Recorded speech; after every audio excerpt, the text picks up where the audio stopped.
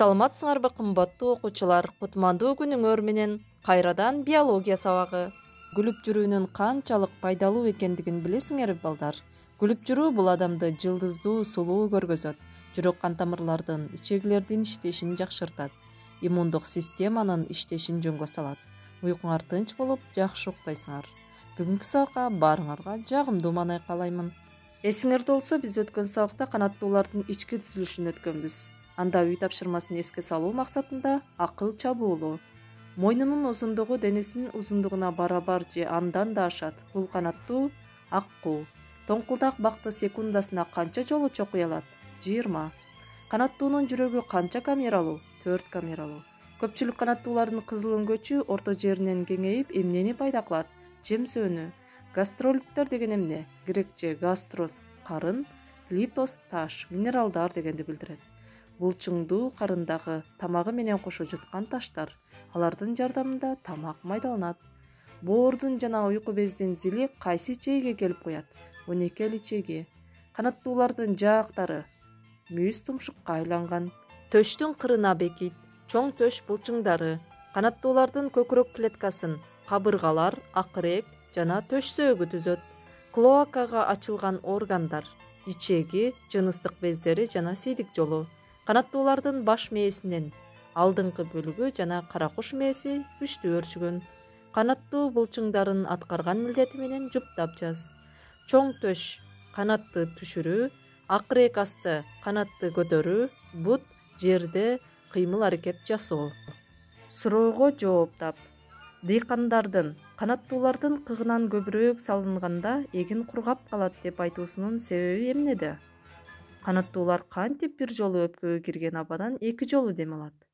Бул жерде кош дем алуу процесси жөнүндө сөз болуп жатат. Өткөн сабакта булардын баарын өткөнбүз. Жакшылап ойлонуп жооп бересиңер деген ойдомун. Бүгүнкү өтүлө турган жаңы тема канаттуулардын көбөйүшү, өрчүшү, уялуусу жана балапан чыгаруусу деп аталат. Сабактын жүрүшүндө силер төмөндөгүдөй маалыматтарга ээ болосуңар. Канаттуулардын көбөйүү мезгили, көбөйүү алдындагы аракеттери, көбөйүшү жана өрчүшү, уя салуу жөндөмдүүлүктөрү, жумуртканын түзүлүшү, балапан чыгаруу жана номер 10 лабораториялык иш канаттуулардын жумурткасынын түзүлүшү. Бышыктоо үчүн суроолор, анан жалпы сабагыбызды жыйынтыктайбыз. Канаттуулардын көбөйүү мезгилинин башталышы. Кышкы аяздуу күндөр өтүп, аба жылый башташы менен канаттуулар көбөйүүгө даярдык көрө башташат. Кээ бирлери эрте жазда, башкалары жаздын ортолорунда көбөйүүгө киришет. Көбөйүү мезгили жумурткадан чыккан балапандар үчүн тамактын мол болушунан көз каранды. Көбөйүү алдындагы аракеттери. Көпчүлүк канаттуулардын эркеги жана ургаачысы көбөйүү мезгилинде түгөй тандайт. Алгач эркек жана ургаачылар бирин-бири табышат. Майда канаттуулардын жубу убактылуу бир гана мезгилге түзүлсө, ири канаттууларда жубу туруктуу болуп көп жылдар бирге болушат. Мисалы аккуулар. Кээ бир канаттууларда эркектердин үйүрлөрү болот. Мисалы үй канаттуулары. Куштардын үй бүлө түзүүсү бул татаал кубулуш. Эркек ургаачылары бирин-бири табуусу тандоонун, жактыруунун негизинде жүрөт. Кээ бир түрлөрдүн эркектери белгилүү бир аймакты ээлеп, ургаачыларын сайрап чакырат. Каракурлардын эркектеринин ортосунда ургаачылары үчүн күрөш жүрөт. Алар канаттарын төмөн түшүрүп, башын өйдө көтөрүп, өзгөчө үн чыгарып, ургаачыларына жагууга аракет кылат. Мындай жүрүм-турумдары үйүрлөшүү же үйүргө чакыруу деп аталат. Жупташуунун бир нече түрү бар. Моногамия. Бир ургаачысы жана бир эркеги бир нече жыл же өмүр бою түгөй болуп, жуптарын өзгөртпөстөн жашашат жана балдарын чогуу чоңойтушат. Мисалы аккуу, каз, пингвин, көгүчкөндөр. Себеби бул канаттуулардын балапандары алсыз болуп, көздөрү жумук, териси жылаңач жана терморегуляциясы өнүкпөгөн болгондуктан аларды ысытуу жана тамактандырууга муктаж. Мындай балапандарды катаал климаттык шарттарда ата-энелеринин бири денесин жылытса, экинчиси тамактандырууга катышат. Полигамия бир нече ургаачысы жана бир нече эркектеринин ортосундагы жупташуу. Полиандрия Бир ургаачы канаттуу көбөйүү мезгилинде бир нече эркеги менен аргындашат. Жумурткасын басып чыгаруу ургаачысына мүнөздүү болсо, ал эми жумурткадан жаңы эле чыккан балапандарына эркектери кам көрөт. Көбөйүшү жана өрчүшү. Канаттуулар булар айрым жыныстуулар болуп, жыныс диморфизми жакшы өрчүгөн. Канаттуулардын эркектеринде жуптуу уруктугу жана урук өткөргүчү болсо, ургаачыларында бир гана сол жумурткалыгы жана жумуртка түтүгү өрчүгөн. Жумурткалыгынын жалгыз болушу биринчиден куштун салмагын учууда жеңилдетсе, экинчиден ичке жумуртка түтүгү аркылуу бир гана ири жумурткасы өтө алат. Алар ичтен гана уруктанып, жумуртка тууп көбөйүшөт. Уя салуу жөндөмдүүлүктөрү. Канаттуулардын уялоосу чөйрөнүн шарттарынан көз каранды. Мезгилге жараша көбөйүүсү жана аны менен байланыштуу уя салуусу бул эң маанилүү биологиялык көрүнүш. Уруктангандан кийин канаттуулар уя салууга киришет. Кээ бирлеринде ургаачысы гана уя салса, кээ биринде эркеги же экөө тең салышат. Көбөйүү жана уя салуу мезгилинде канаттуулар ар кандай үндөрдү чыгарып сайрашат. Бара-бара үндөрү басаңдап, анан сайрашы токтойт. Келген канаттуулар уялоочу жерлерине эрте жазда учуп келишет. Биринчилерден болуп эркектери учуп келип, уя салууга ыңгайлуу жерлерди издеп башташат. Андан кийин жупташып, уясына жумурткасын тууганга киришет.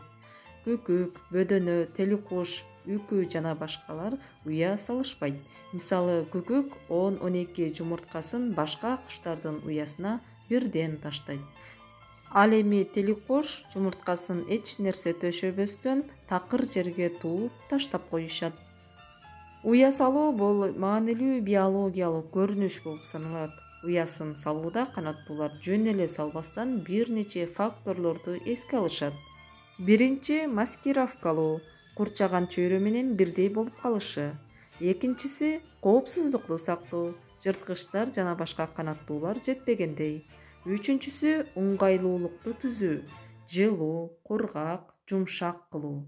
Канаттуулардын ар бир түрүнүн жумурткасы өңү түсү, көлөмү, формасы, түзүлүшү, саны менен айырмаланышат. Негизинен жумуртка конус же алмурут жана шар сымал формада болот. Ошондой эле уяларынын формасы, колдонуучу материалдары, салынган жерлери дагы ар түрдүү. Мисалы, уялар шар, чөйчөк, конус, эллипс сымал же сүйрө, жарты чөйчөк сымал формада болушат. Уянын ичи куш, малдын жүнү жана башка менен төшөлөт. Жумуртканын түзүлүшү. Жумурткасы ичиндеги түйүлдүктүн өрчүшү үчүн чөйрө жана коргоо кызматын аткарат.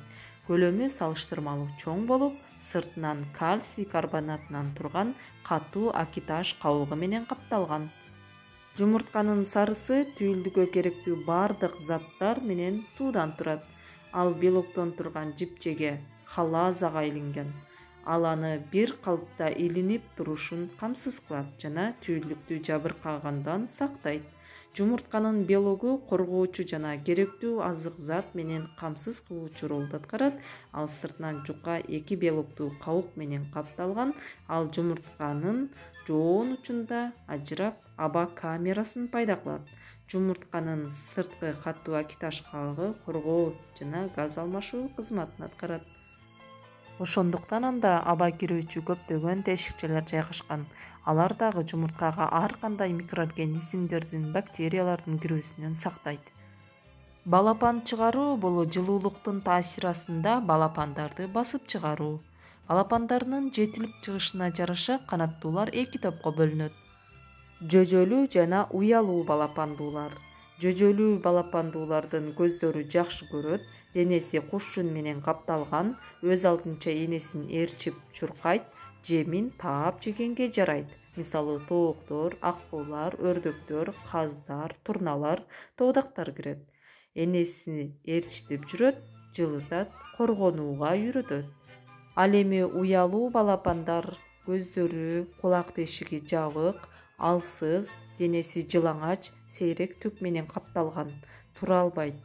Мисалы, тоңкулдактар, көгүчкөндөр, таранчылар, чабалекейлер, үпүптөр кирет.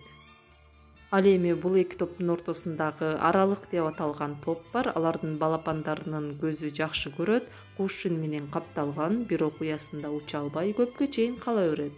Мисалы, жырткыч канаттуулардын ичинен жаман сары, кумай, көк чору жана башкалар. Булардын ата-энелери көпкө чейин жем ташып багат жана коргойт.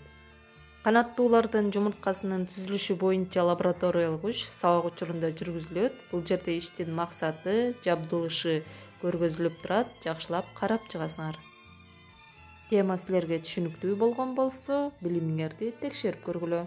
Канаттуулардын көбөйүү органдарын жумушчу дептердеги сүрөт боюнча белгилеп жазгыла. Ургачынын көбөйүү органына көңүл бургула. Эмне үчүн канаттуулардын жумурткаларынын формасы, өңү ар түрдүү? Канаттуулардын жашоосунда кандай мезгилдик кубулуштар байкалат? Мисал келтирип, далилдеп бергиле. Эмне үчүн канаттуулардын көбөйүшү жылуу айларга туш келет? Жөжөлүү жана уялуу балапандар эмнеси менен айырмаланышат? Мисал келтиргиле. Жазында, жайында өзүңөр жашаган аймактагы канаттуулардын тиричилигине байкоо жүргүзүлгүлө. Уялуучу канаттуулардын уясынын түзүлүшүнө, балапандарына, кам көргөнүнө байкоо салгыла. Эң кызыктуу көрүнүштөргө күбө боло аласыңар. Демек, канаттуулардын көбөйүшү, өрчүшү, көбөйүү алдындагы аракеттери, уялуусу жана балапан чыгаруусу биологиялык процесс болуп саналат. Бардык канаттуулар айрым жыныстуулар. Жыныс диморфизми жакшы өрчүгөн. Ургачыларынын оң жагынын энелик бездери өрчүбөй редукцияланып кеткен.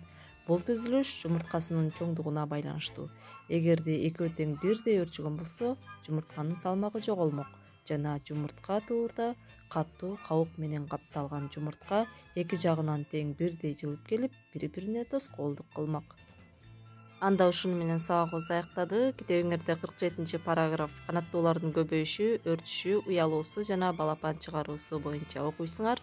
168-171 сүрөттү тартасыңар. Канаттуулардын тиричилигине байкоо жүргүзүү боюнча маалымат чогултуп келесиңер. Кийинки сабактан учурашканча сак саламатта тургула.